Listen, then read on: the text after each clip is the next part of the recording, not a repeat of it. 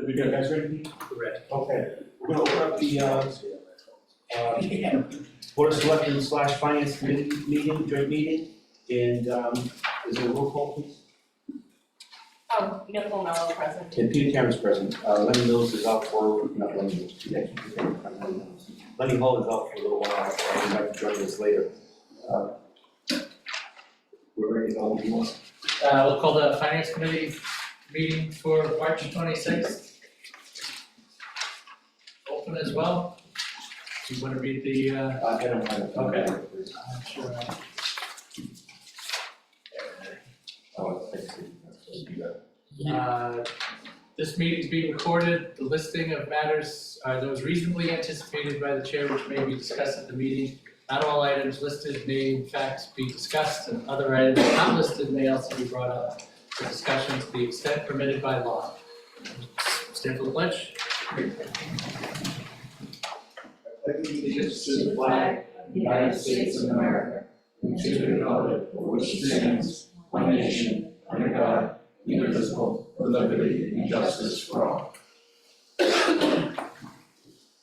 anyone mention that it's being recorded, this meeting is being recorded? Yes. Was it on that? So You're Ready for first. it? Doing planning board first? Whatever you would like. Okay, planning board's fine. Okay. Hi, Carrie Easterday, Office Manager for the Zoning Board of Appeals and the Planning Board. Our budget's pretty straightforward. There was no increases with the exception of the salaries, the salary for clerical, so it was a clerical union. where we've got a lot of new people. Sure. So it's Department 175.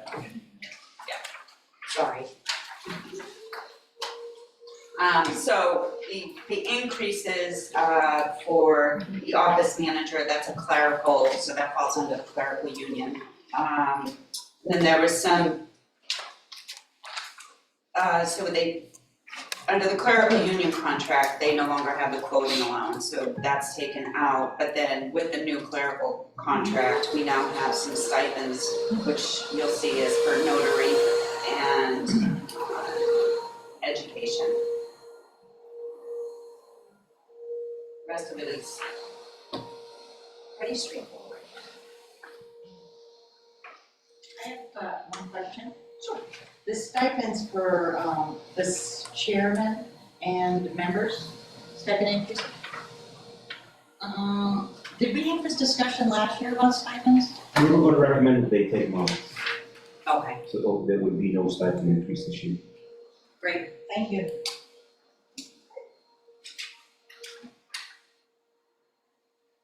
The notary and Education. that's all in education now? No, there's actually two separate ones. So there's an education line. And then if you go, it's right underneath my salary office manager. So you'll see the education. And then if you see the request, it says 240. Go ahead. I'll just clarify. Okay. So on the budget document, it is together in one line, and Okay. then on the payroll base, it's two different lines. Okay. Okay. My apologies, she's working on a different Excel sheet. So yes, they're all in one line. Professional and technical, it's just in case. Yes, well, some of it we do use, legal opinions or whatnot for the professional and technical, and then any anticipated appeals that might come up. You guys, in the last 3 months of this year, do you anticipate anything? Let's see, I don't, because we don't have any outstanding decisions right now, so. The budget is 15,000, but you've only used about 3,000. You're gonna Sorry. see that hit a little bit So more. that's what Yeah. I was gonna ask you, have you used that much in the first 3 months of this year? First 3 months, I would say probably a little bit more than usual, because we had some solar So you're gonna be battery closer to the storage. 15 you're gonna be closer to the 15 by the end of this fiscal year? I don't think we'll quite hit the 15. I'm not sure where we're at right now, forgive me. So for planning board, at the end of March, we've spent $511 out of the 15,000. And then I just process the bills for signature, so there'll be some more hit on that as well. Like what kind of numbers? I wanna say around 1,200. So you think 1,500 is too much, 15,000 is a little high to budget for next year when we've got a pretty much a low trend? Yeah, yes and no. So I would like to say, no, we don't need the 15, but I do, we anticipate quite a few battery solar applicants coming in. That's gonna require some legal guidance, because it's gonna be standalone battery storages, which is something that's new versus How many battery storage? right now, there's 2 potential applicants. Okay. $1,000 a piece? 2,000? It's hard to predict on Yeah. that, but those issues are really like a new frontier in Massachusetts. If we do have any applications, we will be at, I believe, about the 4th town that I'm aware of in the state that has an applicant. And yeah, so the process and the legally intense process that we have to go through the planning board with is really, it's really difficult to predict because it's such a new frontier at this point. And those are and if we do have an application, those would be major projects. Okay.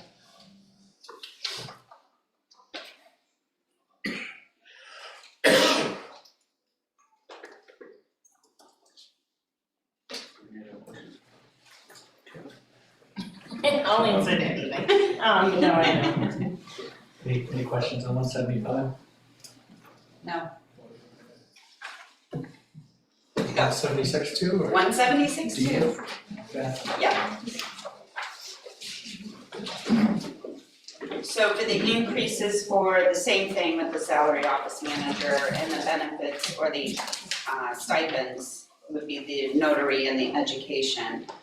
And forgive me, I probably should have let you know that those 2 stipends are split between the 2 boards, so it's 60-40%. 60 goes to planning, 40 goes to zoning. So my apologies for not clarifying that. And that is which stipend, the notary? So for the notary and the education. Okay, thank you. Yeah. And then, so there was a increase for the member stipend, so I'm assuming you can do the same thing for no increase. And then the office manager, that's the clerical union increase on that one.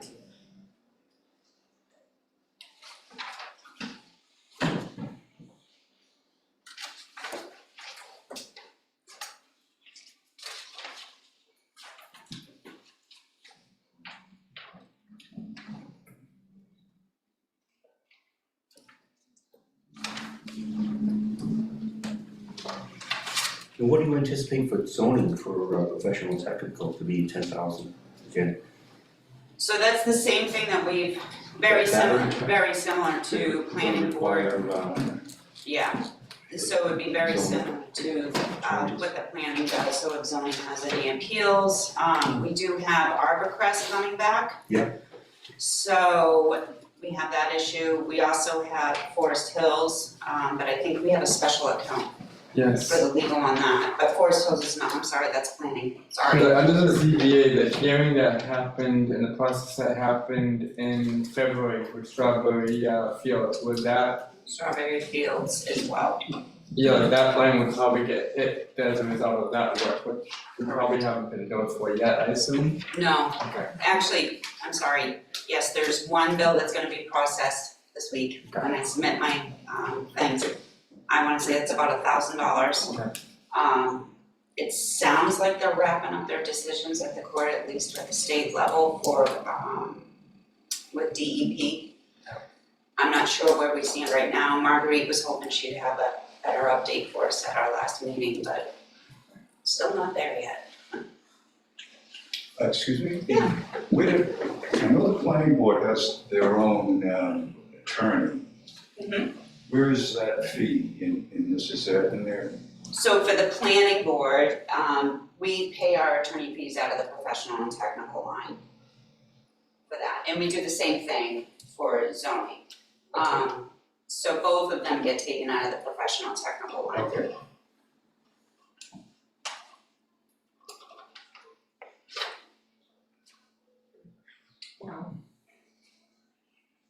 Any questions on 176?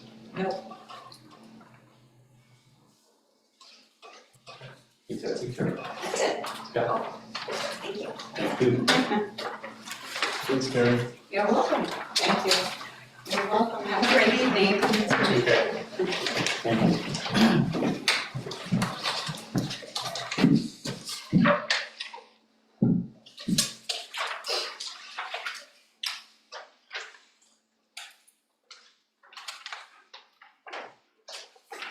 Whenever you're ready, Chief. Good evening, everybody.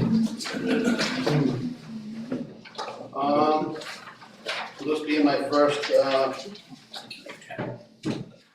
FinCom and EOS meeting. What would you like to start off with first? Start at the top as far as the police department line goes, or any concerns? Is that mainly? Everything has been pretty much level funded. There's been no major changes to our budget this year compared to last year. There was a reduction in our communications line that I discussed with Mr. Mullen, but that was also, the money was also reduced there for, because the JGPR is reducing our costs in that. Our office supplies line, we requested to be at 4,100. The recommendation that came down from the town administrator was 25. I'd like to try to request to be around 3,000 in that line, just because we're not even at we still have a few months left. And Colleen had printed up a printout for me for some things that we still have to have purchased by the end of the year.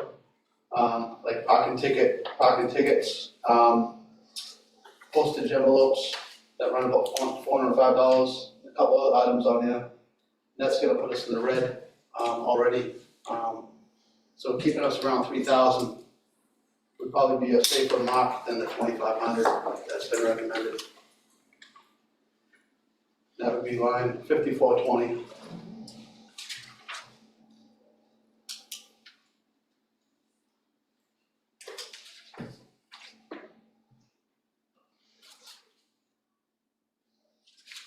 Can I just ask a question? Yep.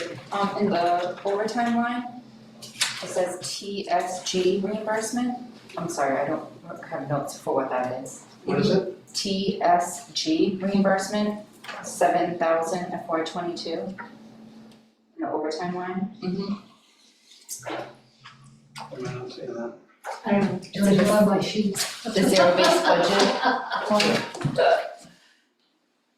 Is it just something that maybe was from last year that didn't, so what are you looking at, Serena, on? Overtime line? Yeah, the overtime line on the backup or? Yes, the zero-based budget I'm not document. seeing that on there. So, It's on this one. Line item 5131, Yes. 131 there.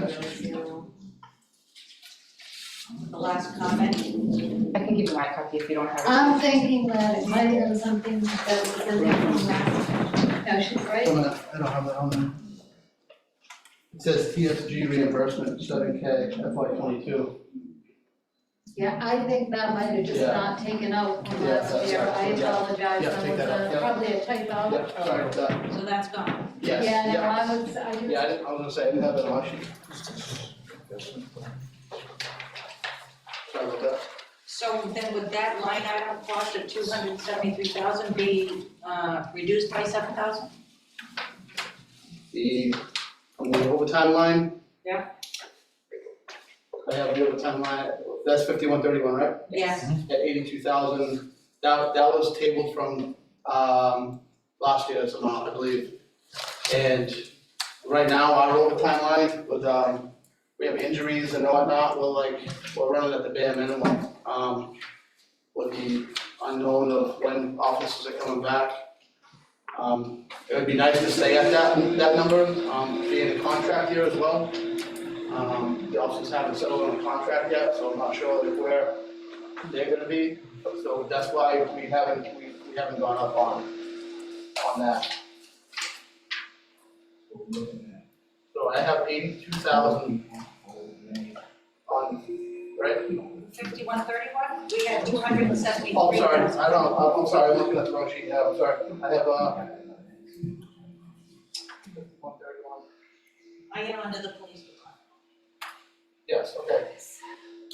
So 273,000, right? Mhm. Yep, that was what the number was, I believe, last year, I don't think we went up on that line. So this 7,000 though that we scratched out at the end of that explanation, then there's the 7,000 taken off, that's 273. Yeah, I'm not even sure, you know what that was? That I would say is something that Sean had in there. Here's our overtime account right there. Okay, this is where we are right now. What I did is I averaged it out about $2,000, which we have weeks that there's 6,000, 6,000, 4,000. Brought it down to, double that. We've been averaging 6,000 a week right now, full time and training and covering all time, so yeah. Right, George, but we've got 3 more months for those officers to return. So this is for next year's budget starting in July. Right. Would it be likely that the overtime is starting to increase? I would hope so. So I guess the question is, why are we gonna fund it the same as this year versus next year when we should have those officers back by then? Right. Or do you not think they will So return? that way. No, I do think they'll return, but with it being a contract year, I mean, there's also gonna be an increase in salaries, right? So that would contribute to overtime and vacation time and whatnot as well, so that's why that was tabled, we level funded rather, we didn't go up on that. The following year, because they can carry troops vacation. If we have to replace those guys for the vacation time that they are allotted, discussion. we could have another. We buy back vacation time every year. That would be carried over. Colleen? They can carry Kelly, over can 2 weeks, but everything above that we buy back every year. Well, most of the guys don't buy back their time, right? Okay. Like maybe, So you just tell them like what you're telling them, I'm gonna hear what you were saying to them first. So to tell them, so basically what I did is I took our overtime line and I brought it up to March 9th where we were. I averaged out basically what the overtime could be per week to week number 52. So it left us with about $50,000 left in the account, averaging $3,000. However, last week we did 65. The week before was over 5,000. So what we have is weeks could be more than that. Then at the end of the year, right now, we still have a lot of officers that still have vacation time on the books. So if they start using their vacation time, someone else is gonna come in for overtime for them. Right. So if they were to do that, that would give us another $59,000 of overtime, which we probably won't do that, but it could. That would bring us from the figure that we have right now, $7,000 in the red, Okay. okay? So, that's kind of like how I looked at it. So I would say, and Serena, do you know where we ended up with overtime last year at the end of the year? Do you have because I couldn't find last year's. 23, Yeah. 250. So we're 250 last year. So, So did you just say that if every officer uses their vacation between now and the end of the year, overtime would be at 280? yeah, well, about $7,000 more, yeah, so probably a little over 280. I will say typically every guy, I mean, I can't speak for everyone, but the majority of the officers carry over 2 weeks every year. Yeah, so, Majority. so I'm figuring we won't hit that 59,000 for the extra overtime, but it could happen. Okay. I don't know what that that FY 22 was. Would you, Sarah, you and Michael also, right? Yep, that's fine, thank you. Just to the Chase point, here, you can actually see how the increased training requirements and mandates from the state have also continued to increase in terms of what it has costs financially and overtime. In FY 22, actual expenditures were 218, and then in 23 they jumped up. There's to just over 250,000, and you just heard how we're trending. We do have 2 injured on duty. We have had 2 injured on duty issues that we've been faced with in FY 24. So that has actually skewed up our reliance on the OT. But yeah, as we hear, there's a potential that we'll be ending FY 24 with an expense, it could be as high as $280,000. It's really finding a sweet spot there that it is practical based on the increased mandates and training. And also, as the chief mentioned as well, it is a bargaining year, so any adjustments that we do make, in terms of cost of living or anything else, it does actually compound into the overtime line as well. For last year, I know that, right around this time, you had a lot of, overtime because of a federal issue. Knock on wood, we don't have this year. Yeah. Do you have a rough idea of how much that ended up costing? Off the top of my head, I do not, I don't mind if I said, I did not have to look up those numbers, but. I want to say it was around $12,000 just for that event itself. I wasn't even in the state for that event, I was going to cruise, that was unfolding. But I know some of the things that I had spoken to, the town administrator about certain things, we had worked together to keep those things down, and like you had said, to find that sweet spot as far as the overtime line, and again, I apologize for looking at the wrong sheet. And then the only concern I did have was the office supplies and stuff, and that's mainly because we spend for postage for LTCs have gone up, as far as the number of people applying for gun licenses. So we're mailing out so many more LTCs since COVID, instead of people coming to the station, we've just been mailing them out. So that's kind of gone up a little bit too, and then someday we go back to having them pick them up at the station, but then we run into the issue of them sitting down there for months at a time, calling people back time and time again to come pick them up because they just sit out and dispatch. So, if that's something we can, explore down the road in the next coming year, to having them put back out dispatch, cut down some costs in that line, I wouldn't be against that either. There's nobody else who has an automated method. I've asked around Taunton, I've asked other departments, and they mail them out. They may actually cost more because they mail out, they do have a different mailing method that I won't discuss, but they have a different mailing method that actually costs more. So, but yeah, we can't explore that route, so I try to be the most creative way to get them in and to get the turnaround time as well. People want their gun license, so you try to be quick and prompt so they come in, sale them on, pick them up the door the day they arrive, so. The only thing that I wonder about is, let's take a state like Texas, to where it's, a mouse can get everything, everybody can get it, but you still have to license things. Yes. So the amount of licensing is a lot.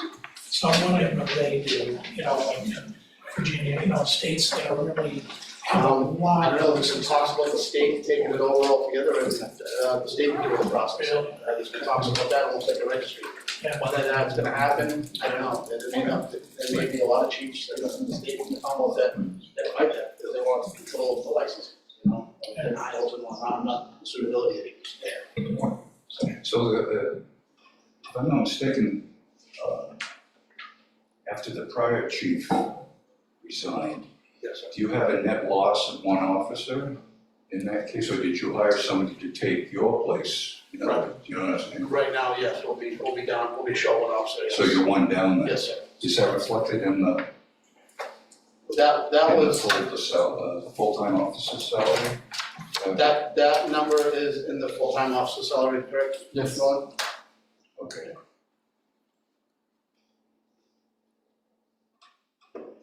Assuming that stipends in the police are same.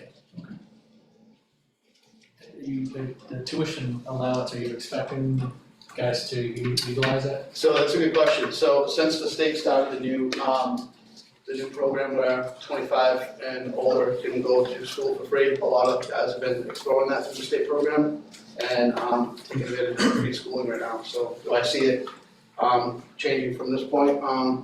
I don't think we'll go over that number because there are a couple that may be in master's classes, master programs that may exercise that, but maybe one or two. Yeah, like just really quickly to piggyback on what the chief mentioned, we do have a contractual requirement to like at a minimum fund the tuition lines for union, for like union officers, like at union officers for $6,000 a year. However, also in line with the new chief's contract too, we do have a like $5,000 tuition reimbursement line, and and that explains the rationalization for the $5,000 increase in that line.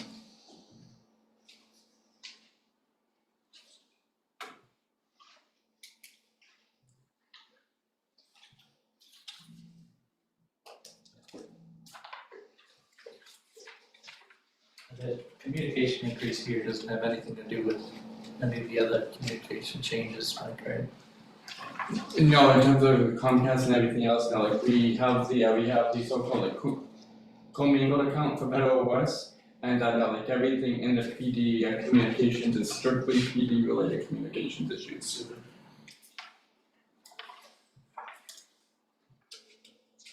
I probably ask this every year, but other supplies and equipment So out of that line this year, I've purchased new ballistic shields, rifle rated shields for the cruisers, miscellaneous items like that. It's a very helpful line that has been helpful, and I'm looking to purchase a couple more going into the next year. Things like that come out of that line. getting supplies, is that eased up at all? Getting supplies? Yeah. As far as, Have you had any issues? we haven't. Okay. Again, you know what?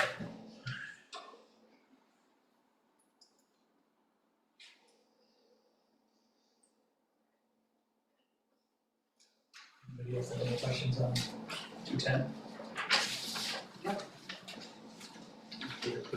Yeah, well, good, thank you. Moving on to 215 communications. Oh, excuse me, there was just one more thing. Okay. On line 5300, professional and tech, 15% contingency for the unexpected. Is 15% of the 47.9? Is that 15% of the whole? Which would be about a little over 7,000? Yes, it's actually the 15% of the line because it's 15% of the line itself.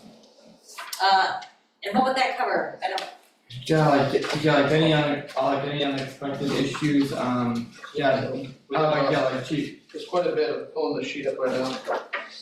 Making sure I get the right sheet to read off. I know this a lot.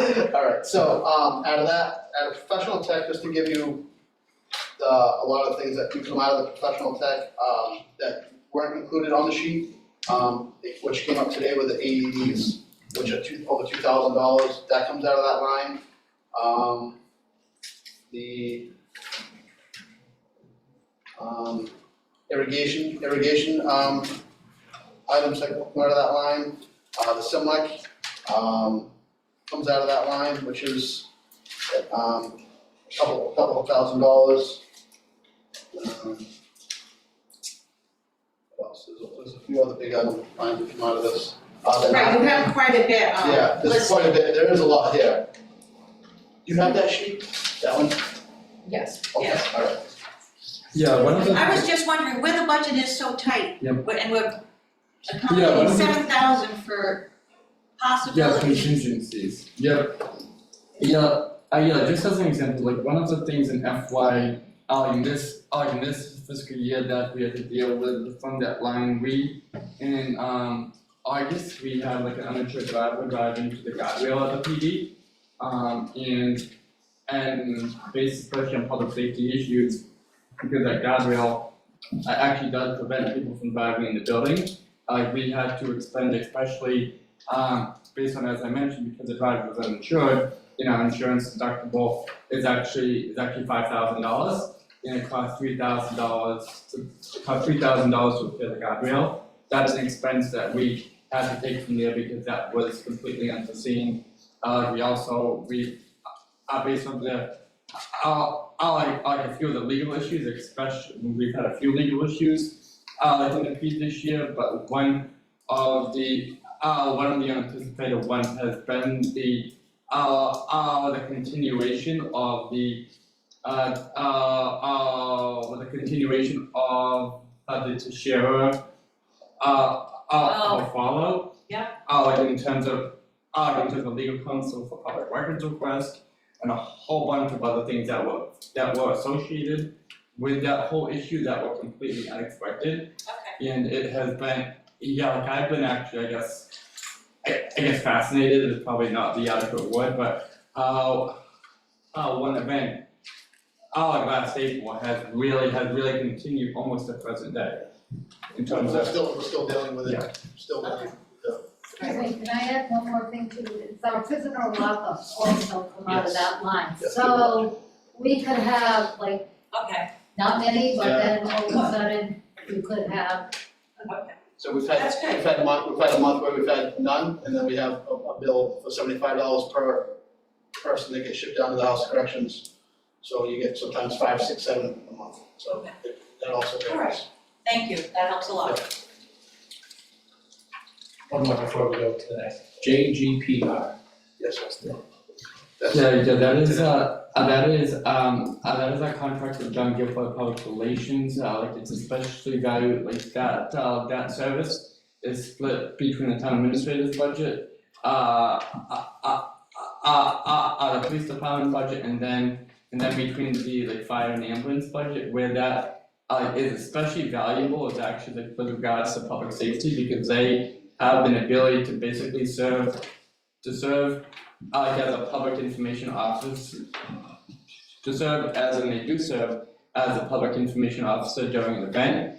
And it really allows our law enforcement professionals to do the law enforcement work without having to worry about and deal with media and a host of other things. And we've seen it time and time again, especially in the last year, how that service has basically allowed really our public safety professionals to really do the job of public safety without having to coordinate and triage all the media response that does come with events.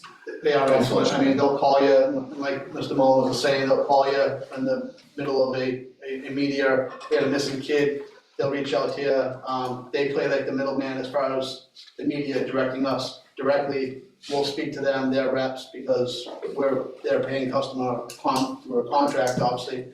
And they also help with weather-related issues, they'll reach out to us. Sometimes they'll do joint process between myself and the fire chief. If there's weather-related things coming up that they want to make the public aware of. So they're just really, really on the ball as far as the social media aspect goes. So their costs being in 5,300 and 5,340, is that because of different things, different contract? That is. I'm sorry, George. Okay. Go ahead. Yeah, the total annual cost that we were projecting for JGPR at the beginning of our FY25 planning was actually 17,000. We've already worked with them to reduce it to 13,000, and from that 13,000 we've already proposed actually up until Friday. Up until this past Friday, that 17,000 was actually split between the four budgets I just mentioned. Now, the 13,000 is split between the 4 budgets I just mentioned. So my budget, the police budget, again, the fire and ambulance budget as well. It's split a third, Mike, or is it? Yes, it's split, it's split in third, but then in the fire and ambulance budget, that third is split in half between the two. Does that make sense? Yeah. So in 5,300, it looks like there's 4,000, and 5,340, another 4,700.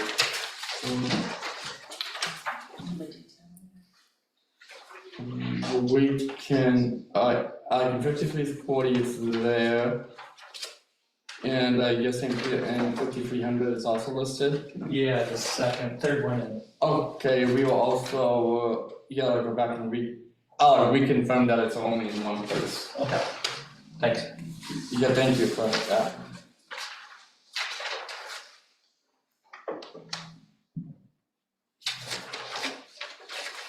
I think we'll hit communications. Okay. So there's been nothing that has changed on this year's budget versus last year's. There was nothing that there was any major concern that we discussed during our meeting with the town administrator.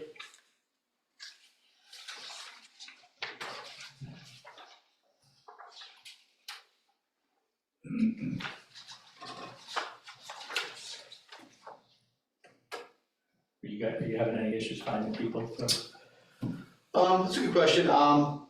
Per diem, yes. Per diem mainly because the training for 911 school is during the week. And I've approached a couple adult people in town, citizens that expressed interest, but when they get down to the PD, they speak with Dispatcher Costa, who's the liaison. They find out that the training is Monday through Friday.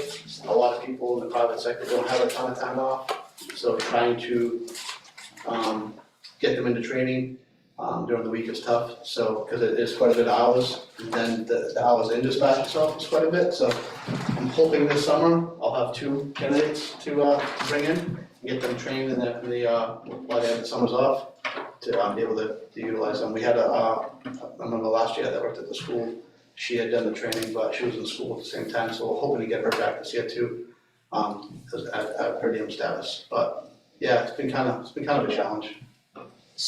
One question, so with per diem, we don't have any health benefits, Correct. strictly pay? Correct. So yeah, so they just work as fill-in, like so if they have an 8 to 4 open tomorrow, they call them 8 to 4, so it's like a part-time job for them. So there's no benefits paid or anything. And you said you're hoping for 2? Hoping so. My fingers are crossed. I'm hoping to get her back next year, for sure. It's just great. It's actually a good job for kids that are in school because it's flexible with all kinds of hours. But it's also good too, like if there were school officials that were had something off to be able to go to the training for the schools and not to take time off as well. So. Right, when everybody else is taking vacation. Exactly. So, Okay.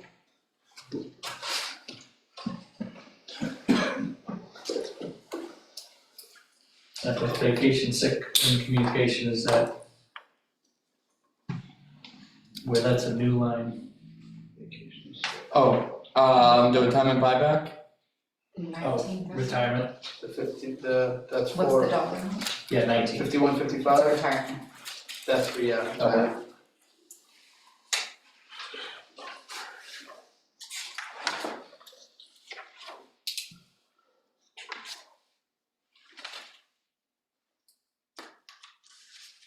Questions on 215?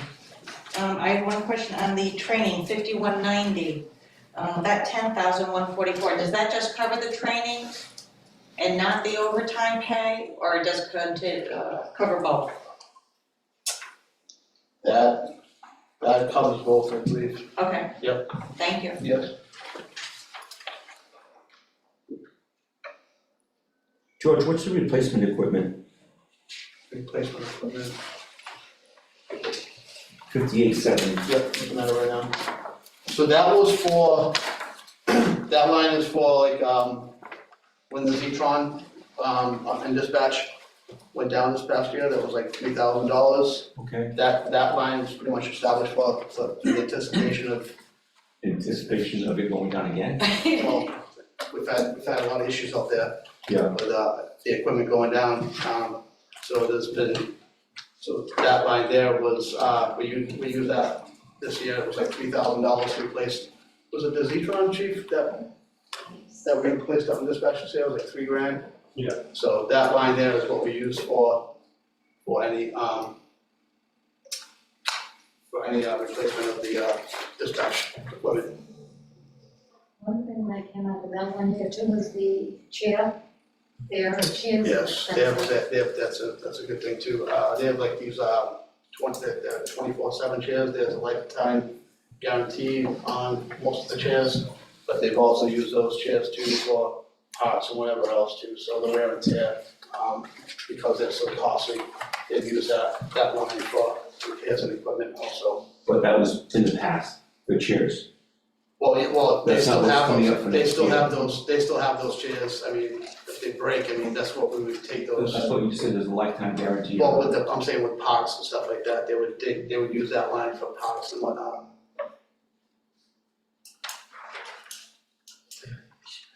Quick question, like on that, like, yeah, like, I mean, like, our year-to-date expenses through March actually shows the debit, like, of the $3,200, for the Z-Tron.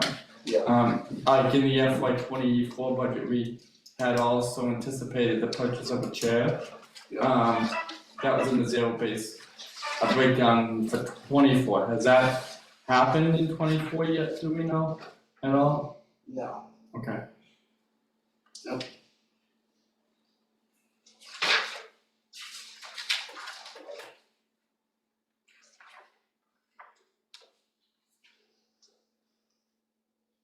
With the Z-Tron, that hit just your, it's 250, Communications, it's, that's split between. no, that comes out of that sold.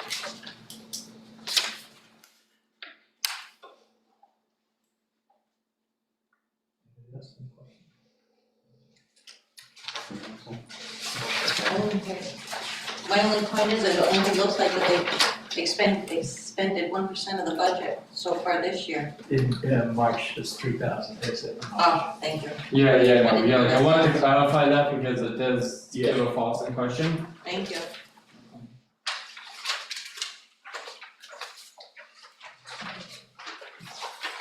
That brings us to this year, correct? Thank you. So the biggest concern for that in this department is the 5300 line, which is the animal welfare, health and welfare line, which is at 5,000, and it was again leveled to 5,000 for this coming year. We did want to try to increase that by 1,000. Just because of we're already in the red, in that line, we still have 3 months to go. We're already in the negative, I should say, for that, line. Just because of the increase in animals and cost of food and all the other things that Mrs. Ferry has to, take these, animals to the vets and whatnot, so we're hoping to increase that line by $1,000, just because we're already in the negative. Did you say 5,300 on? Yes, that was the 5300 line, yes.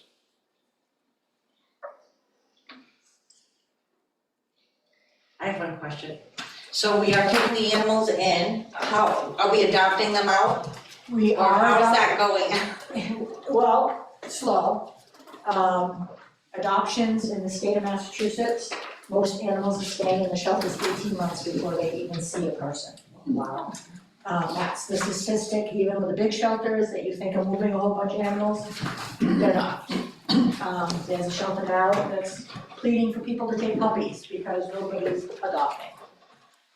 Health and welfare is one of those things that I have to do. I have to take them to the vet. I have to have them spayed or neutered before we can let them go. They need to have their rabies vaccine, they need to be healthy before I let them go. Sometimes it's rather cheap if you get a kitten. A male kitten, it's very cheap. If you get a female dog that weighs almost 100 pounds, it's almost $3,000. And that's with a discount, so you never know. I had a mastiff last year that sort of brought into this year, that was very sick, that we didn't know, because somebody dumped her.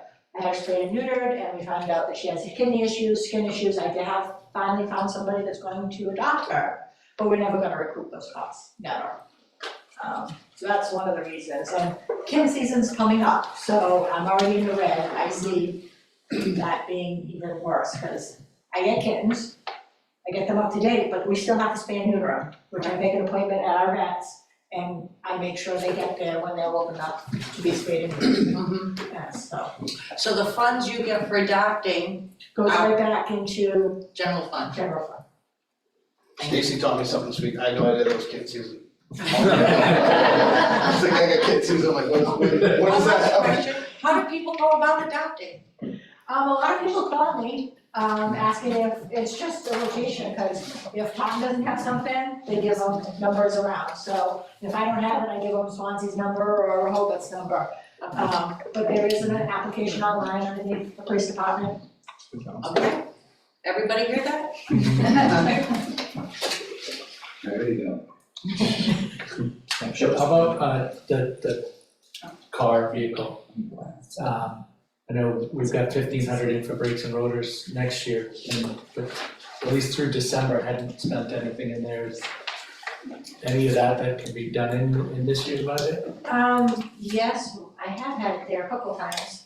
I don't know if that's gone in, oh, I mean, because I don't get the bills, they'll go directly to Carly. I did a whole bunch of work on my car. Recent, A month or two ago. was it through the highway department? Yes, it was the Yeah. highway department. So I don't get those bills. I don't know if we did brakes and rotors last year, but if it's something that needs to be done, yes, we can have it done. Right now, my vehicle's running okay. So the highway department fixes the vehicle? Yes, it goes to our mechanic at the highway department.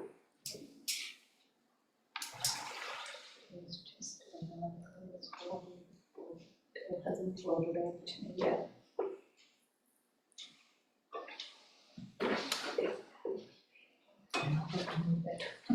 Yeah, 2023.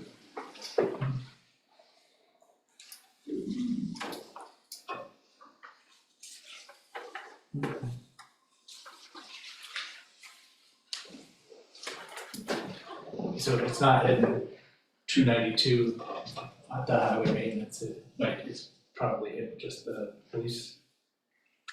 Say that. It's not hitting the 292 vehicle repair. No, it comes out of ours, what happens is the highway department does the work, however, the bills are set up so that they will come through, like they say police on them. They don't have one per ACO, but usually Detective Richards, who works on cruises, will let me know that it's an ACO or, He knows the fleet, pretty much in charge of the fleet. so it's a possibility, like I said to her, if it was just recent, the bill might not have filtered over to me yet. Or we might have to change it if it turned out that it got hit on police rather than ACO. So I'll just have to research that to see what was transpired or whatever. Because that might be a good exercise anyway, because one of the things that we've asked for in the past typically is really a list of the vehicle's mileage and a rough idea of what you spend on a year on that car, so I mean, that might point out that, yeah, some of the ACO is going into cruiser range. Okay. Well, I kept the insurance, but that's, No, it's the insurance, yeah, that's something I'm very much about. Any other questions on that?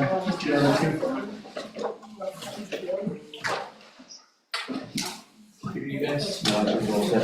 Thank you. Thank you. Thank you. Thank you. Have a good night. Thank you.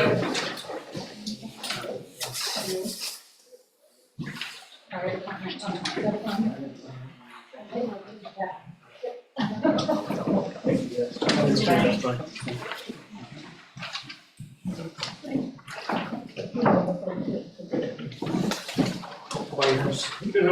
Good.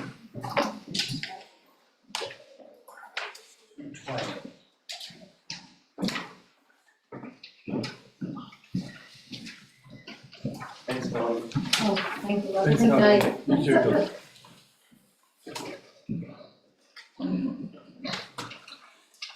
You guys are negotiations also? Correct.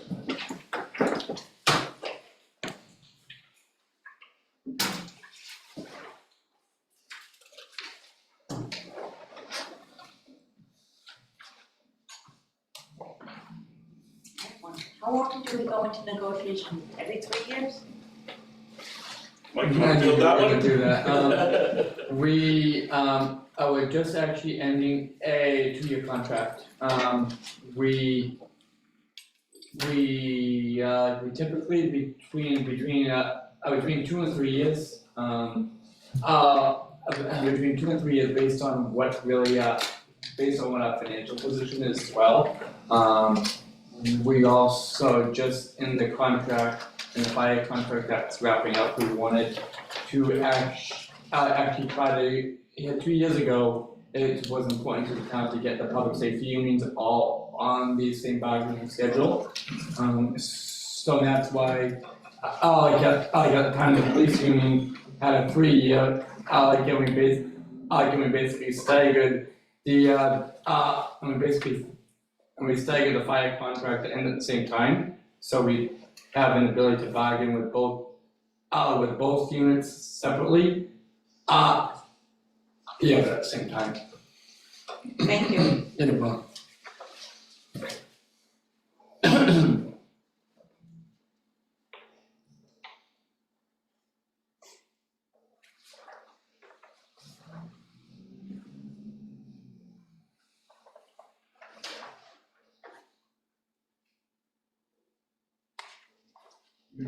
You're not owed any vehicles right now, everything that's, No, knock on wood, we're good. I have a new truck being delivered hopefully this month. The new engine will be delivered hopefully the end of this, middle to end of April.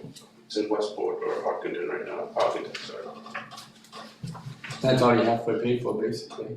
Yeah, well, it will be. Are we doing both fire and ambulance now? fire first. Okay.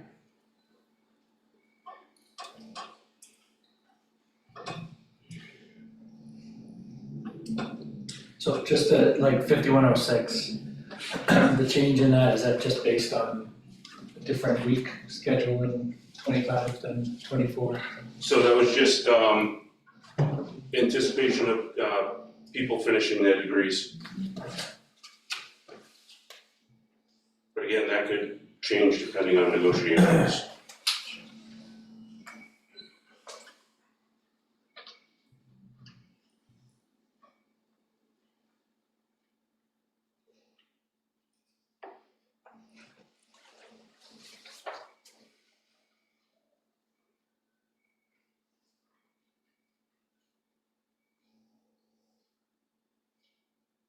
Supply wise, you guys aren't having any issues getting anything? Oh, yeah, we are. You are. There's delays on things, everything has a delay right now, for us. Like, I just waited 4 months for fire gear. I waited a few months for hose. I waited a couple months for SCBA bottles, so everything has a delay right now, yeah. They don't build anything to have it on the shelf anymore, especially in the fire service, because it all has a year end date. So things have lifespans, so they won't build it until you order it. What's the typical wait? 4 months, 3 months? Depends on what it is. For fire gear, it's going right now roughly 3 to 4 months. Hose, sometimes they'll have it, you can have it within a month or so. It just depends on what you're ordering.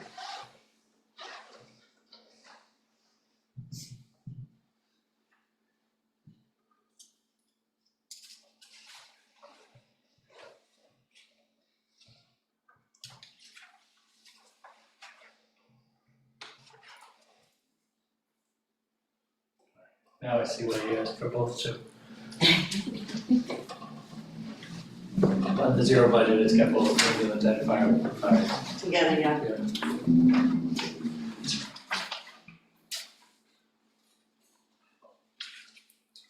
So jump it to ambulance. How have receipts been? Good. Yeah. Yeah. Not a lot hanging. I mean, there's unpaid debt, sure there is, but that's always the way it is. But no, the collections are going great. So collections like 80% or, oh, we don't know that. I don't know, yeah. Okay.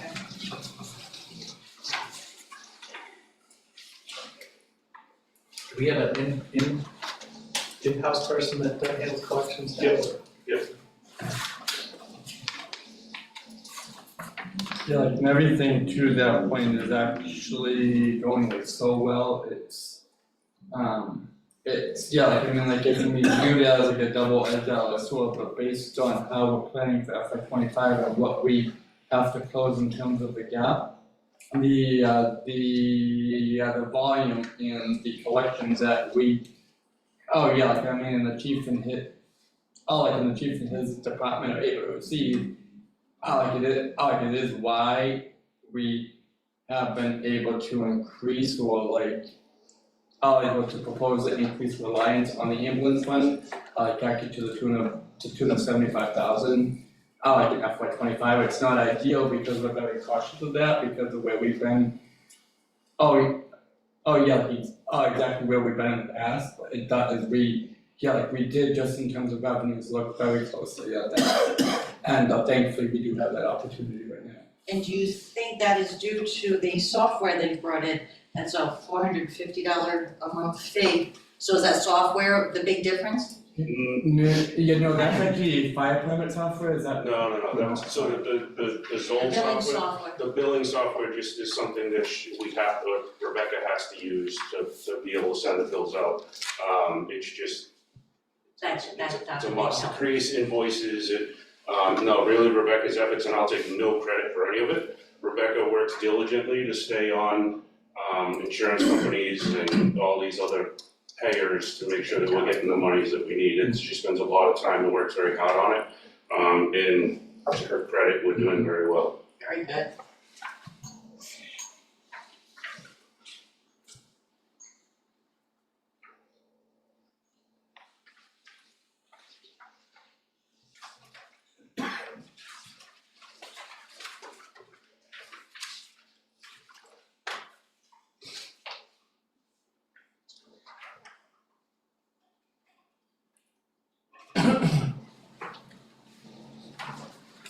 Any other questions on 220 or 231? I'm all set. Thanks, Chris. Thank you. Just the emergency prep, 299. Yeah, 299. You have any plans for this year, Ron?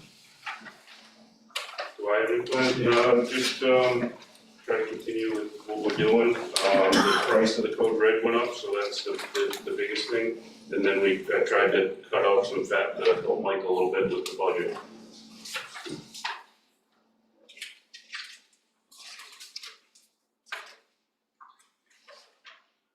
I probably ask this every year too. What is the emergency preparedness equipment? So we buy traffic cones and stuff like that, so when there's big storms, we assist the highway department shutting down roadways, blocking off places that people can't access, stuff like that, so. Plus all the shelter equipment, we have cots and beds and not beds, but pillows and blankets and stuff like that. So we try to buy a little bit each year, so we're not taking a huge price every year or huge.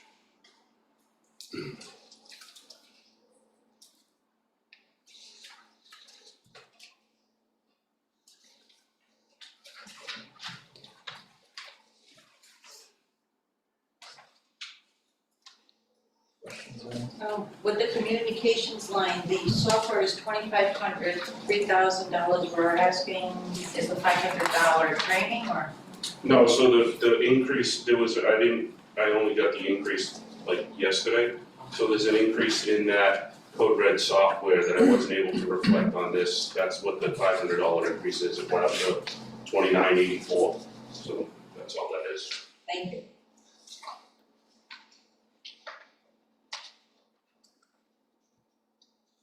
Any questions?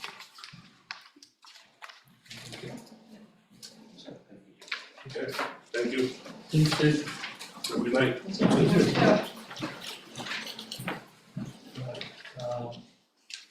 Park and Rec is still Kevin, right? Still Kevin. Okay, as long as you- Yeah, I would go to you guys next, Ron, but let me just see you. Kevin, we're up to Park and Rec. If you wanna chime in?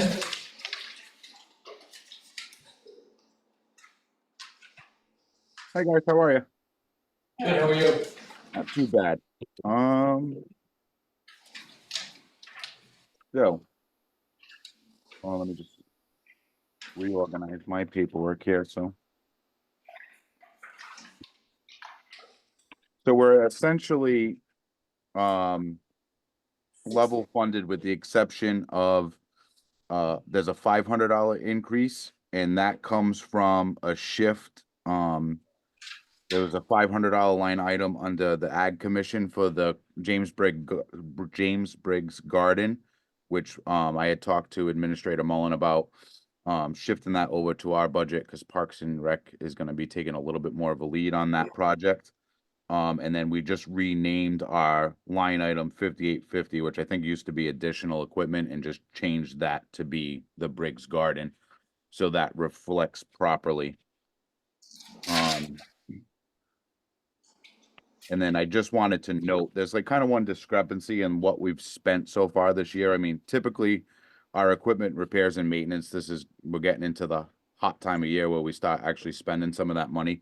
So that's always kind of, we always have quite a bit remaining at this time of year. But under recreation, you'll see, well, let me just go back 1 second. So we actually want to decrease equipment repairs and maintenance from 15,000 down to 13,500, and then shift that 1,500 into recreation. And the reason behind that is it shows that we've expended $2,014.56 so far this year, but we've actually expended more than that.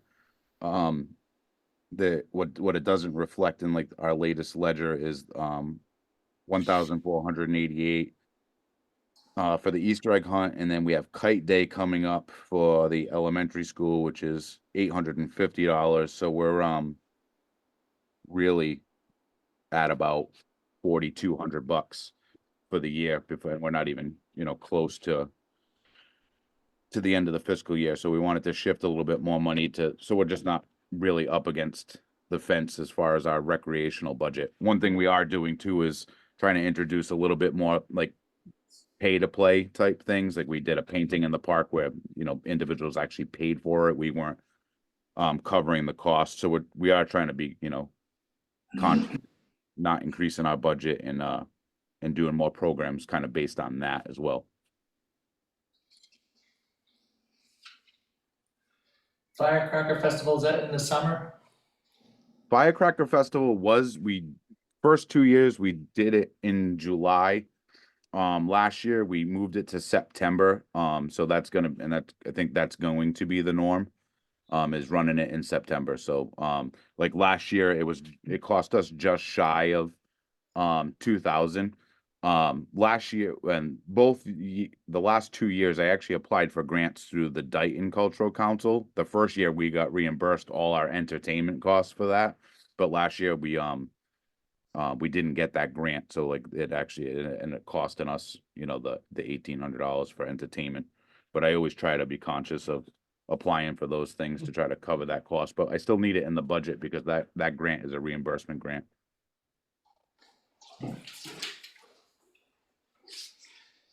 Stupid question for you. For the recreational sports activities, what kinds of equipment are you guys buying?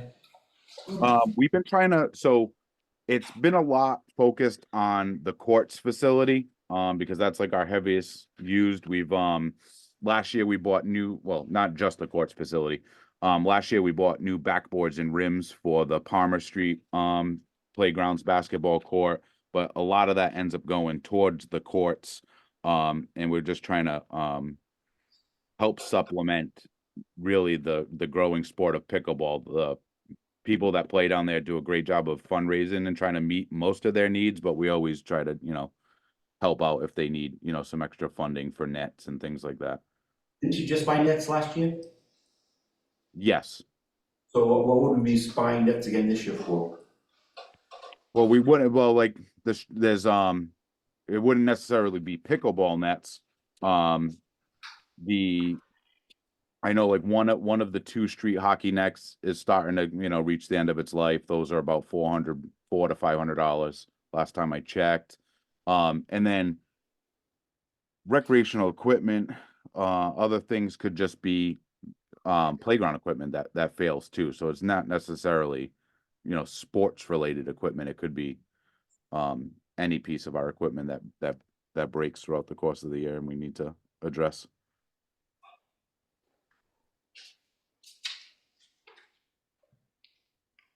Between the two accounts is $20,000.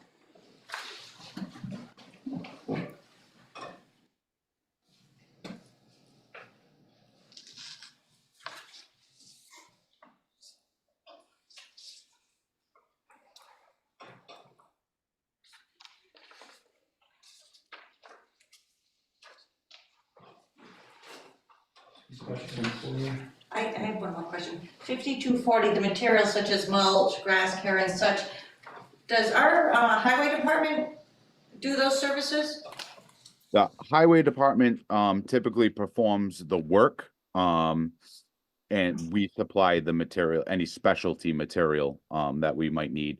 So like if we need My question is, following up with this is, such as loam, mulch, seed, Town Highway, I would imagine, orders these materials too. Would it be in our best interest to do bulk purchasing of such materials? I usually check with Mr. Ferry before I order anything because sometimes we actually have things on hand. So we try to use what we have. Like loom is a great example. There's a giant pile of loom behind the Spratt Field. So we try to, utilize that before we purchase anything. That's kind of like that material is kind of like a blanket statement. Some like Tricentennial Park's parking area is clamshells, so we might need something for that. We might need It's great that you're talking with the other town entities to work through that. Yes, use materials we've already got on hand.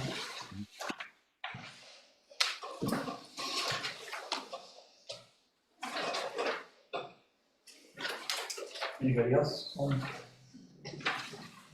6:30?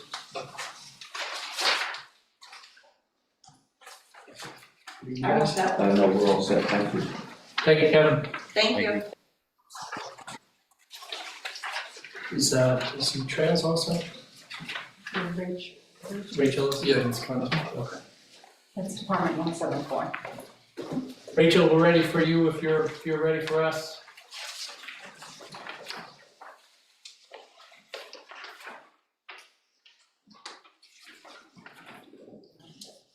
Hi there. I'm not, can you hear me? We hear you now.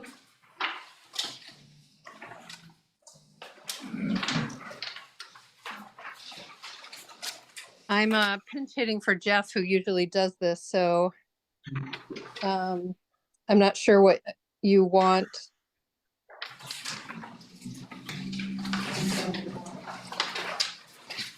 No, it's on. Page one. Yes. Assuming it's, would it be right to assume that most of your money ends up coming out in the springtime? Yes, that's correct. Okay.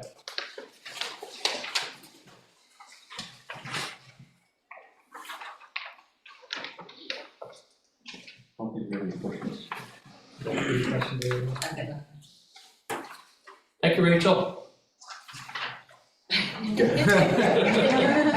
That's it? I don't need anything else. Just make sure you tell Jeff how hard it was. I have one question. One question for you. Are these trail maps, are they available online or on the town's website? They are made available on the town website, yes. Great. Point of order, just to know. Yeah, that's great. Thank you, Rachel. All right, thank you.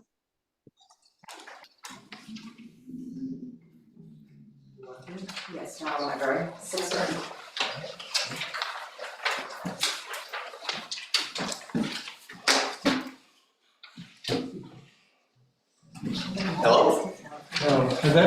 Mark Clark, by the way, he's our new library director. I'm Mark. Mark, Nice to meet you. Nice to meet you all.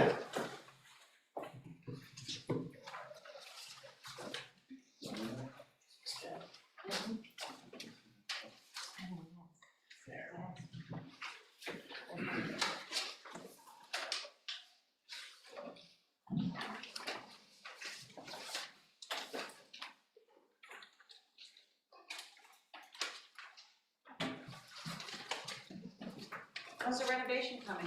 Very good, yeah. I was just there today, and every time I go in there, I'm really impressed with the progress being made. So, yeah, I'm excited about it. But then again, I'm a easily excitable person. So. But yeah, no, I'm really impressed. Hopefully, we're on track, and no one's told me anything to even temper expectations, so that's a really encouraging sign. When are we hoping for? I'm hoping renovations will be done by the end of this year, and I can start moving it at some point, beginning 2025. And the calendar year 24? Yes, correct. And the day I get occupancy and move in is the day I start.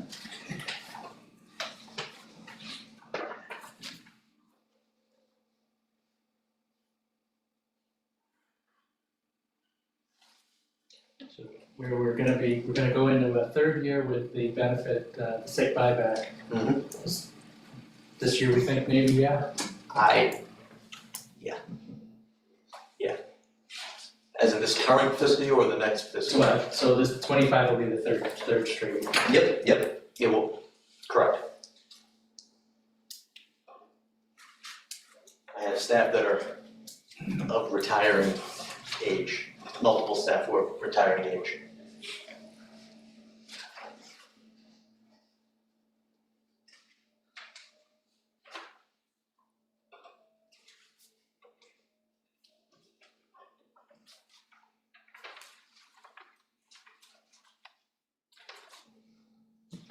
$55.10, the books and magazines, that's, Yep. That's basically, you guys are required to spend. Correct. That's a state. Yes. If you want to qualify for state funding, we have certain benchmarks we can meet, so. And that's one of them. Is that based on population or? Correct, it is, yes. How much is state funding fixed? Depends year to year, so basically, if we meet all the requirements, we're eligible to apply for state funding on the Harris report, yearly report. And that depends year to year. I think this year we're at 11,000-ish. I think it's 17? 90 grand? 19? I was gonna say 17. 17, one seven, something like that. So It's 5 figures. we spend all that in books just to get that. Yeah, well, not just books, so there's also electronic materials, so people, like Kindles, so subscriptions, so ebooks, audiobooks. There's also hotspots. Hotspot is new to me, so basically what it is, it's like internet in a can. So you can actually check out the ability to have portable internet wherever you go. It's something that we have, and that's fun. That's fun to do that.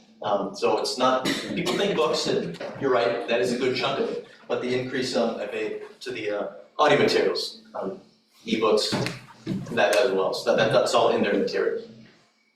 How many of those units do they have? We have about 4 to 6, yeah, depending on what's available, what's not checked out yet. How long can they be checked out? They can be checked out for like any other book, for about a week, 2 weeks, yep. And we're fine free, so we're not, if you have it longer, that's fine. Well, why are we fine free? We are fine free because we have multiple locations going on, and we want to make it easy on patrons to actually return materials. When we get in the new space, we're going to reassess, but right now, we're in the multiple location going on. We want to make sure that it's as painless and as easy for patrons to get what they need and return what they need without any sort of hassle.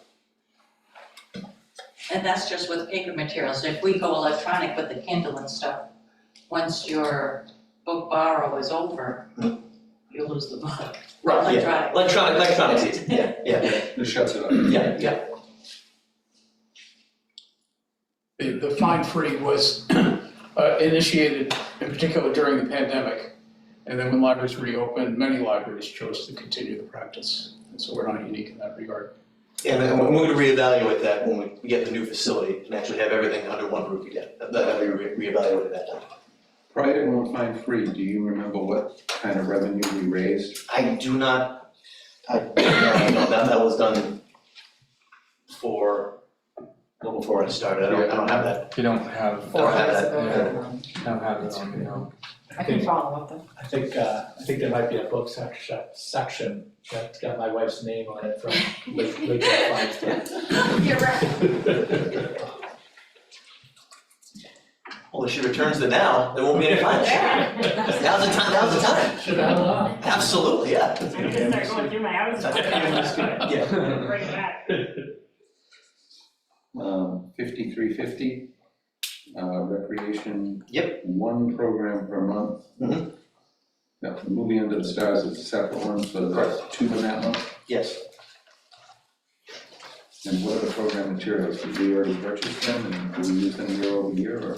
It's sort of the same thing year over year. I mean, for example, when children's programs do that thing, it's buying materials for that.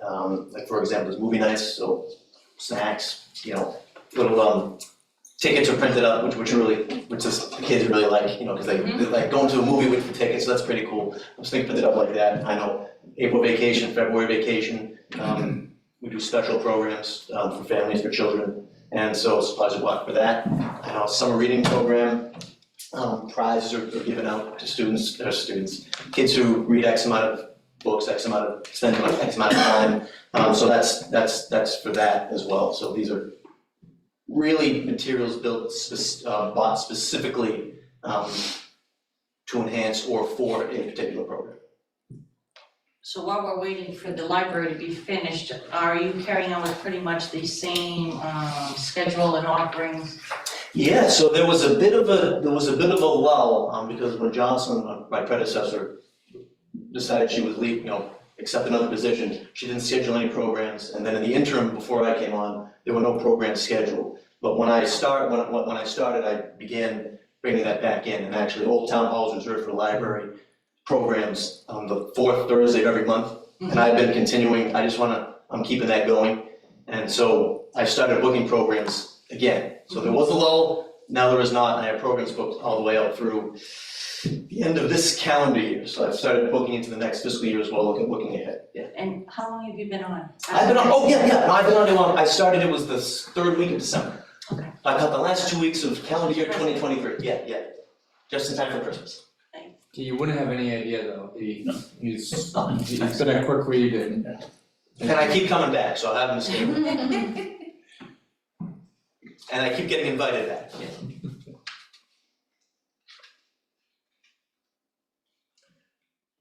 Right now, where we've got the building off of Town Hall, utilities are just running off of.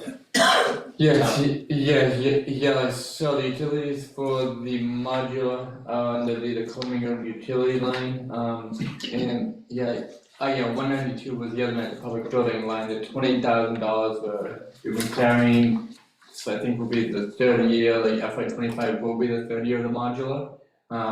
And we'll have that probably for most of FY25 to make sure the transition into the new building is complete, and then that can go away for good as well, so. So that if January 1st we're able to, the library's, the building is open and running and we're starting to transition into that, is that utility costs, is that all in public building utility as opposed to library? Yes, I mean, generally yes, because we are already paying to heat and to electrify the building now. We won't actually have a real updated baseline until we're actually in there, seeing what those everyday operational costs are.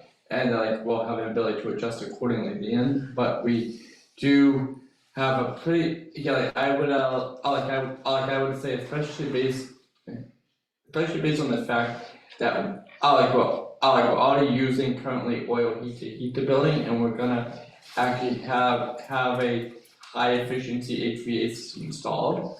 I would actually venture to say what we're paying now, just in oil and a very antiquated system will give us a pretty good placeholder for utilities there.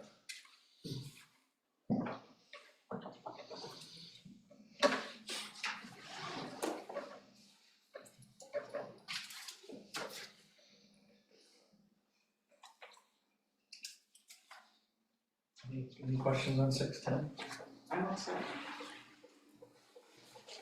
Oh, did we already cover 5510? There's 34,124 remaining, and a proposed increase of 3,400. Materials?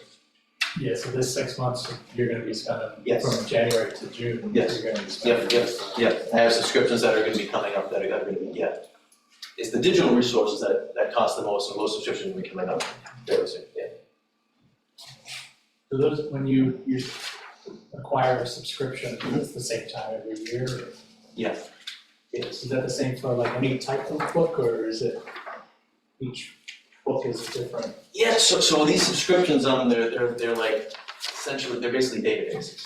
So I just subscribe on to the database, and when it's up for renewal, that's paid there as well. And actually, when I buy ebooks, that's a little bit different, because what I do is I go through, I get a write-up as to who in the consortium, that would be all the neighboring libraries, who's looking for specific electronic resources, so I know which ones are popular in the area, so I can go and buy those. Those actually cost more than the actual hard copy books, but that's the way things are going now, so it makes sense that that's gonna cost more. People wanted to see electronic stuff, and so electronic stuff just supply and demand, I guess, costs more, so I don't wanna give people what they want. I have a question. Yeah. So with electronic copies, you only pay once? I pay once, typically it's for a year, some books we can pay for 2 years. Whereas if I buy a standard actual book, You pay once. I pay once, and I get it for, So what they are annual subscriptions for each book? you know what, that's a good way to look at it, yeah. But we wouldn't buy the same book each year, because different authors come out with new books, interest shift year to year, maybe even month to month. But getting that write-up on what people are looking at and what they actually want to check out is very helpful, making sure I allocate that money on resources that are actually going to get used and read. But that is interesting, though you're paying more for a one-year use of a book where you have a printed version. Yeah. Now, is the 3,400 increase because we got more subscriptions, or was there an increase in the cost of? That's because, that goes for the whole, that's the whole thing, that's for hard copy books and digital books as well. I have to have that line hit a certain percent, in order to qualify for state funding. And that percent's 19, I'm at 18, I'm on the low end. I would like it to be higher, but I'm not gonna ask for the vote. I do have to hit a certain percent, and that was what was behind the increase. And can you have multiple, so if I want book A, and there's 3 or 4 other people out there, this is electronically, wanting book A, how many people can be on book A at the same time if it's electronic? It would just be one, unless I were to buy multiple copies of the same electronic book. So you still have to Wait in limit it. line. Yeah. So they are treated in many ways like an actual hard copy book, but there are differences in how it's managed on the other end,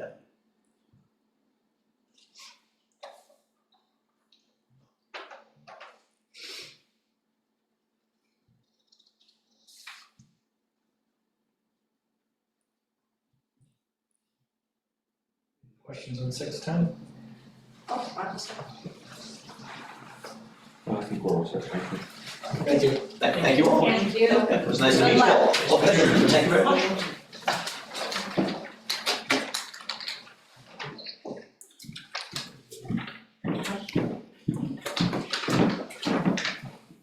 Next up is 155 data processing.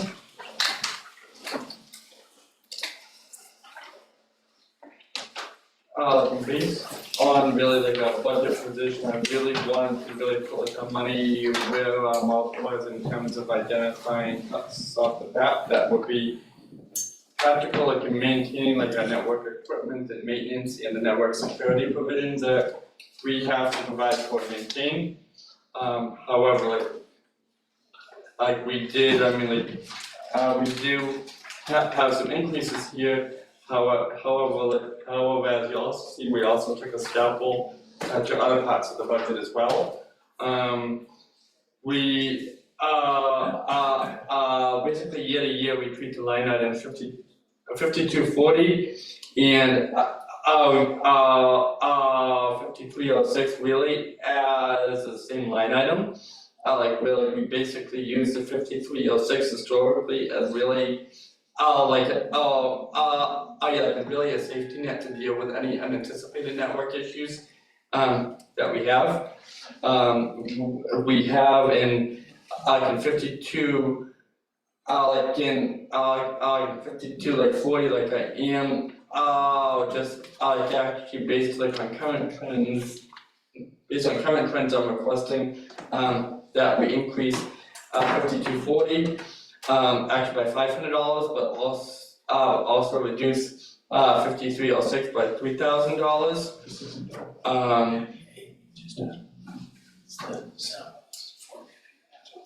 We also, rather than actually, we do, in prior years, we have actually divided out our accounting software, financial software.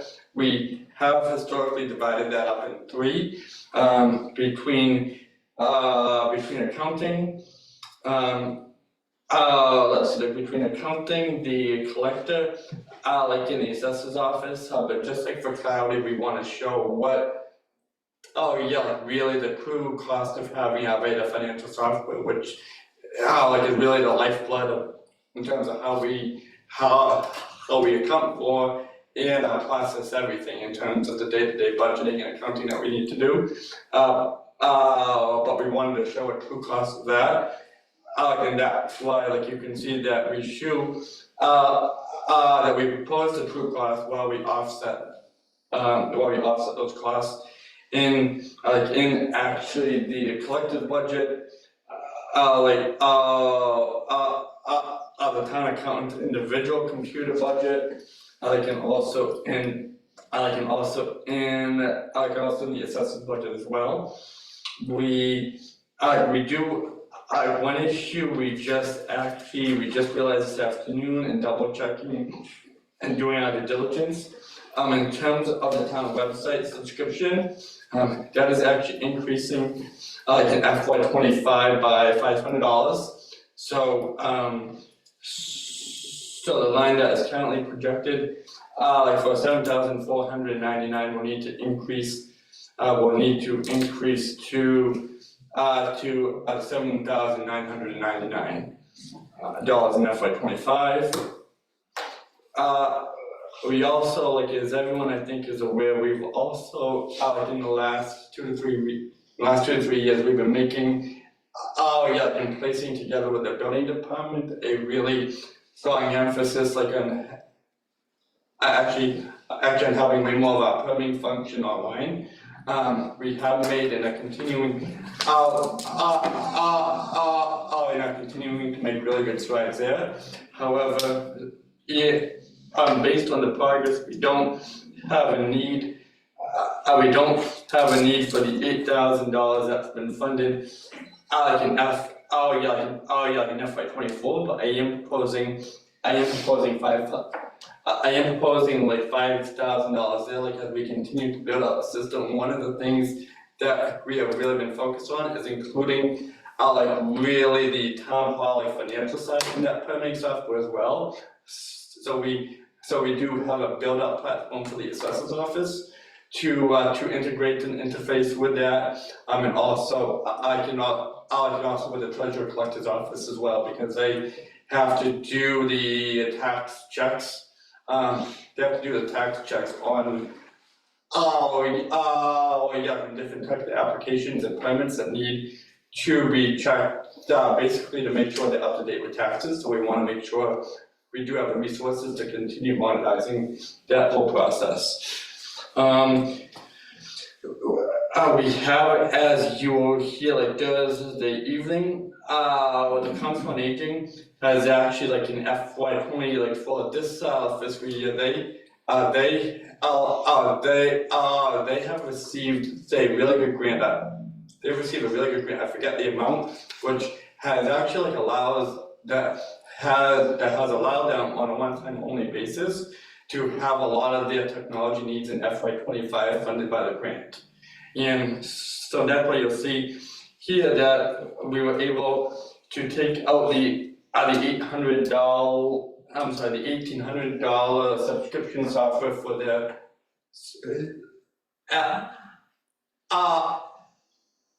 for their for their software called My Senior Software this year. In FY25, it will help us because it's being one-time grant funded. However, we do have to pay attention to FY26 because all those costs will be built actually back into the budget. Can we do it? Can we do it as part of the annual building permit software that we use? We do have a $1,000 user fee for the departments that utilize that software, and so that's why you'll see. So that's why you'll see the conservation department has a user fee of $1,000 for that. The planning department has a user fee of $1,000 for that. The Board of Health, they have a user fee. We funded it like in FY20, like for like $2,000, but they only really need one login. So that's why we were able to decrease that down to $1,000 there. And you'll see, as I mentioned, we have also built that user fee into the collector's office and into the assessor's office budget as well. So this network equipment is rather generic term. Yep. So what is, can you give an example? This year one of the investments we made was investments in like a multi-factor authentication like system and software. So there's always we always have a need to replace different switches.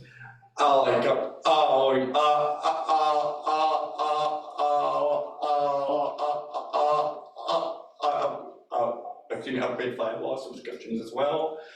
Everything we've been facing with MFA has been, as we know, that whole process is evolving by the day. In terms of really what, in terms of what the best practices and requirements are with that as well. You've been spending FY22, so every year you spend $7,000 or $8,000. And that's why we made a lot of progress, which will allow us to drop off and pull back a little bit from those. So what are you trying? I come from this background. Okay. So what are you trying to do with this? Do all of the departments connected to a local network in the building someplace? Is that how you're doing this? Yes. As of right now today, yes. But as we also speak to today, we're having a fiber line run from Lincoln, actually from the corner of Lincoln, in Riverside Ave,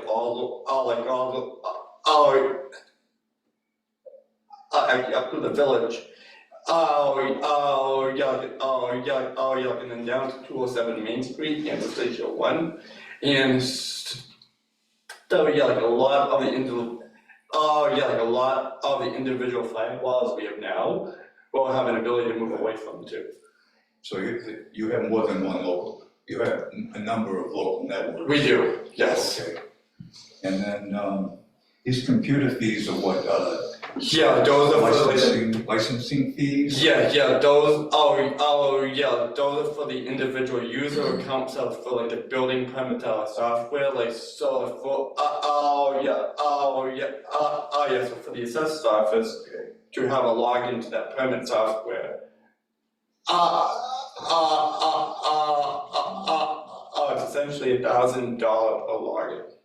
So the network administration at 5306. Okay, yep. That is there someone identified that does that work here? We do. We do have a contracted outside IT consultant who we utilize. We don't have that experience in house. Okay. Oh. Yes. There's just a hand raised. So I think that's the Is this the mouse? Yeah. No, I think there might be a chat. Oh, come on, this is the hand. comment. Thought you had a hand raised.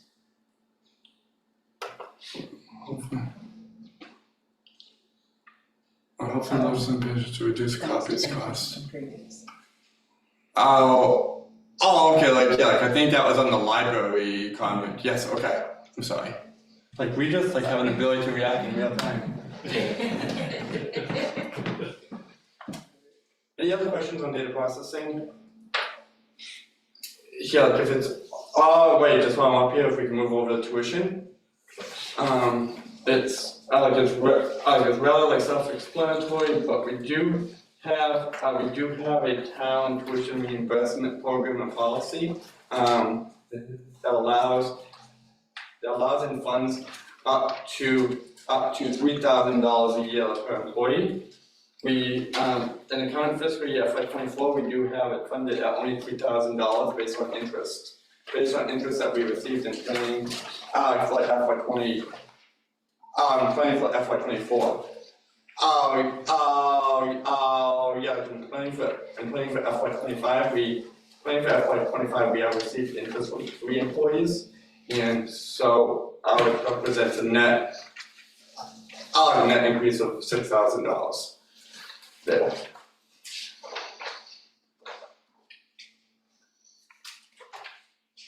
Silly question, but Yes.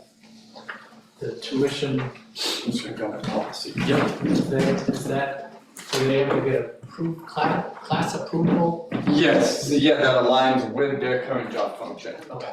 Yes. Where is that? Nice one. On the same Yeah, all the way at the sheet. end, like it sometimes blends in at the end, but Page 9. Last one. we put it in the Parks and Rec.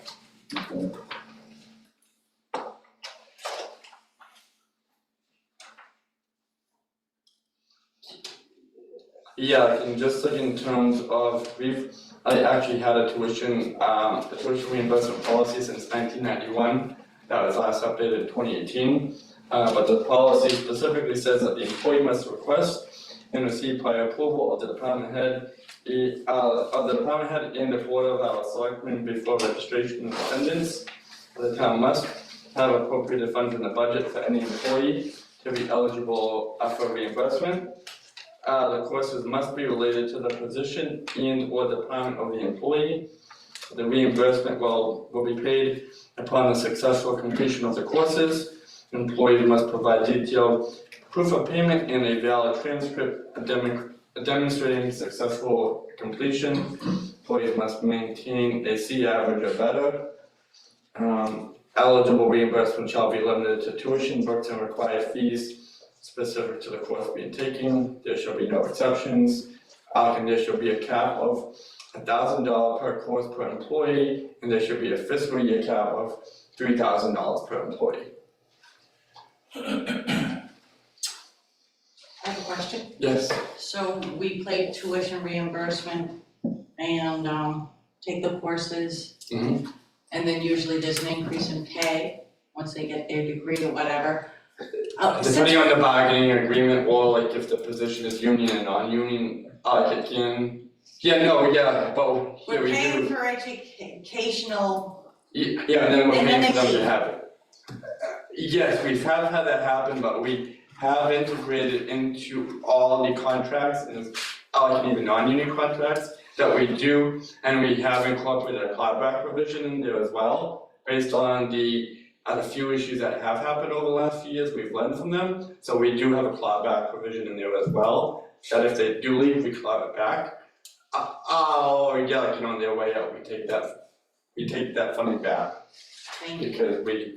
And how long is that clawback in place for? It's. Yeah, I wanna say in general for the life of the, for the life of the agreement right now. We just actually, because of different issues we face, we just actually began to implement that. And so in general, we do typically have 3-year contracts. And so if we were gonna go. To the end of the contract. Yeah, but however, like if we were gonna recontract someone and that same employee And if that same employee did receive an educational benefit, yeah, we would want to carry that over. We'd want to carry that over for some time anyways, for some time into the new contract as well. It's only right, I mean, you know, we make that investment as a town, Yes, so. thank you. Any other questions on any of that? So it's increasing by 6,000, you said, Yes, why? because we actually, like in FY 25, we do have actually 2 additional employees who are interested in utilizing that benefit. And in FY 24, we only have 1. Yeah, we used to like fund that, really just as a general $12,000 that was there regardless. However, we really tried to really fund, I could do a better job of funding that on like an as needed basis rather than just having money there just because, and having, and having the approved funding just turned back.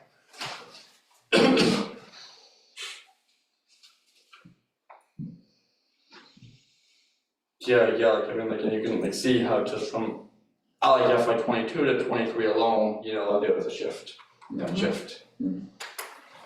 Yeah, I've seen the 1,500 that's still left, but apparently that's been spoken for, that's gonna be used. Yes, I'm almost positive it has, yes.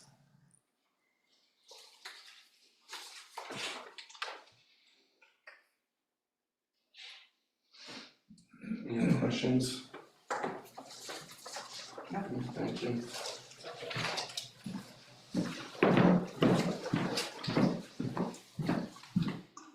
Commission on Disability. Yeah, do you want to take commission on this building? Yes. Okay.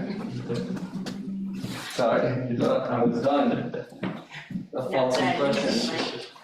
The commission on disability should be fairly straightforward, as I mentioned.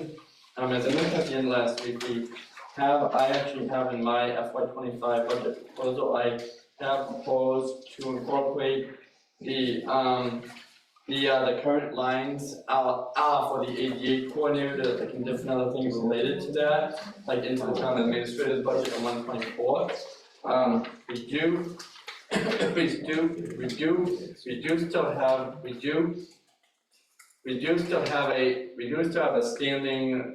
We do still have a standing commission on disability. I have a group which is now made up of 4 or 5 members, I think 5 right now. Am I correct? Yeah. And so the Commission on Disability, the Commission on Disability itself, they did request actually a total of $600 for different type of outreach efforts and materials. And I'm actually recommending we fund the $450 at this point.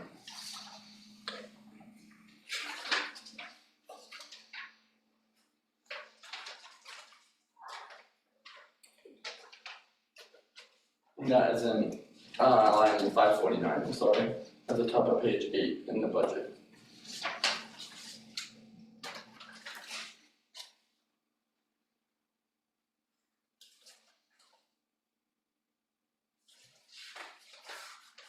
Any questions on that at this point? No. Okay. Well, I'm up here and I am actually still listening. I did provide to both members of the both the members of the FinCom and the Board of Selectmen. Kind of like an overview of really the highlights and the general fiscal position of the town heading into planning for fiscal year 25 as well. It does really give an overview of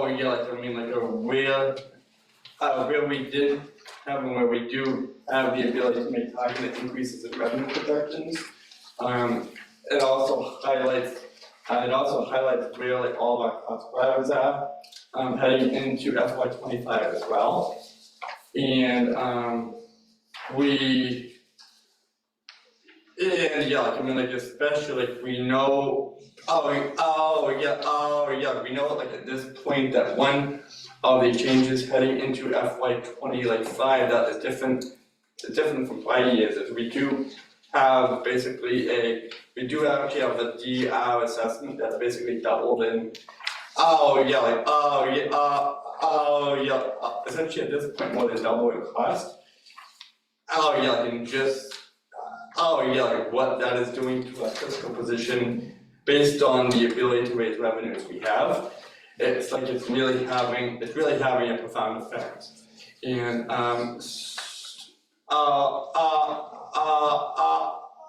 I did highlight, like, and give additional additional context and background on that as well. And then as of right now, actually, 3 weeks ago when we met in the DR auditorium, we were talking about having a projected FY 25 deficit. Heading into the meeting, that deficit was approximately $550,000, and then based on what we heard from the superintendent that evening, we had information that would bring it down to $450. It's my understanding tonight that the school committee met, and that the superintendent was going to propose another updated preliminary budget that would decrease our assessment by approximately another $100,000. So that basically brings where we were 3 weeks ago at with a $550,000 deficit, just with the DR changes alone, I brought it down to approximately $350,000. From that, we've been able to, as I mentioned, we've been able to make additional targeted revenue increases. We also, like I did make some of my own budget recommendations that do, right here and now get us down to a deficit of $221,000, which is like thanks to the school district, thanks to the other work that the town accountant and I, who is amazing by the way,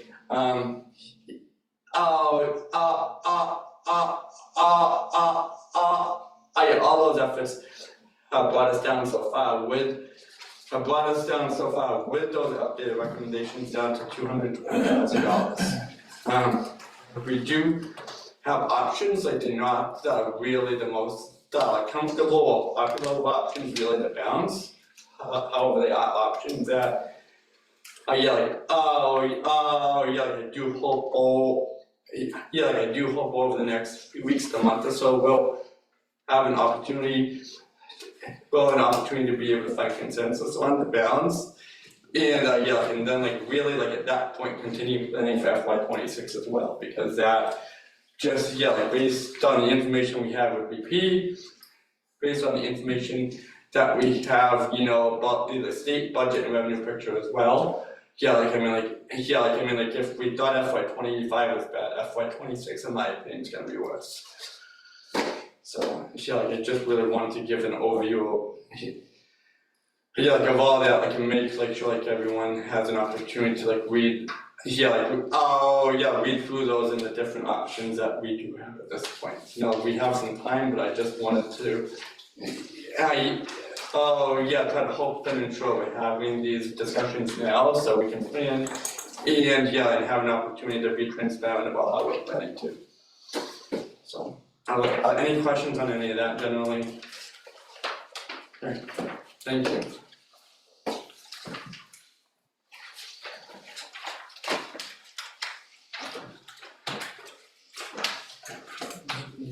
And that's the last of the budget lines for tonight.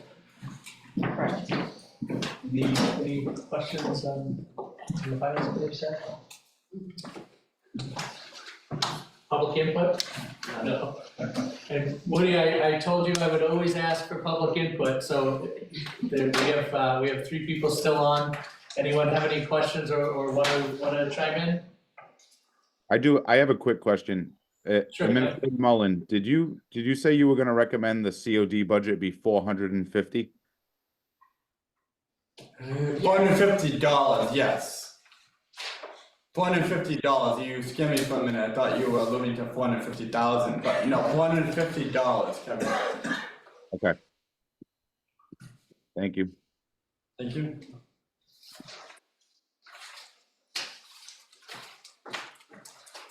All right. No, I'm good to go, Peter. Thank you guys for doing a great job. Appreciate it. Thank you, Woody. Have a good night. You too. Yeah, thank you, guys. Thank you, Jake. We'll take a motion. I make a motion to adjourn? Second. All in favor? Aye. Opposed? Yes, have it. Motion to adjourn, I'll make a motion to adjourn. sit down and second it, And all those in favor? aye. Karen's not. Thank you.